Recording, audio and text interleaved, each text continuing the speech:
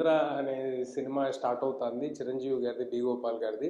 అందులో ఒక powerful child artist పాత్ర ఏదో ఉందని, ఏదో సంథింగ్ అలాంటిది ఒకటి రాసుంటే సో ఆయన అన్నారు ఆ మేకప్ మ్యాన్, బాబు నువ్వు చిరంజీవి గారికి అంత క్లోజు చూడు, మరి ఇక్కడ వైజయంతి ఫిల్మ్స్ నేను ఇంట్రడ్యూస్ చేసింది కూడా, బట్ చూడు నెక్స్ట్ ఇంద్ర అనే సినిమా ఇలా జరుగుతుందని అన్నారు.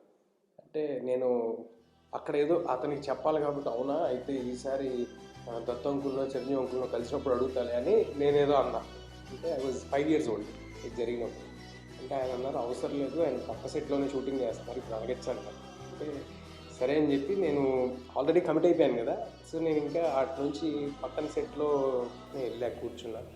వెళ్ళి కూర్చుని మాట్లాడితే, నేను అడక్క ముందే నన్ను చూడంగానే గుర్తొచ్చింది చిరంజీవి గారికి. గుర్తొచ్చి వై నాట్ తేజ ఇంద్ర చేయొచ్చు కదా, నేను చెప్తాను ఆగునానా, నేను ఎవరికైనా చెప్తానని చెప్పి పిలిచి ఇంద్రాలో ఏం క్యారెక్టర్స్ ఉన్నాయని అడిగారు. అప్పుడు ఇంకొక 3-4 పెద్ద మనుషులు అందరూ కూర్చొని ఉన్నారు.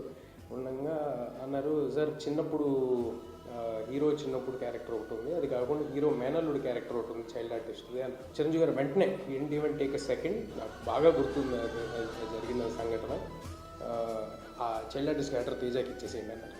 అంటే నేను అన్నాను, అందరి మధ్యలో నుంచి చిరంజీవి గారు చెప్పేసిన తర్వాత కాదు ఆ మేనల్లుడి క్యారెక్టర్